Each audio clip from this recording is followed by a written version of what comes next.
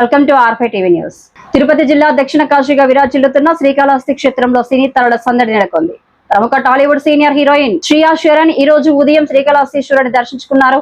ఆలయ గోపురం వద్దకు చేరుకున్న శ్రియకు ఆలయ అధికారులు అర్చకులు పూర్ణకుంభంతో సాంప్రదాయబద్ధంగా స్వాగతం పలికారు. అనంతరం క్షేత్ర విశిష్టత ప్రకారం అత్యంత భక్తి శ్రద్ధలతో రాహు కేతు నివారణ పూజలో ఆమె పాల్గొన్నారు.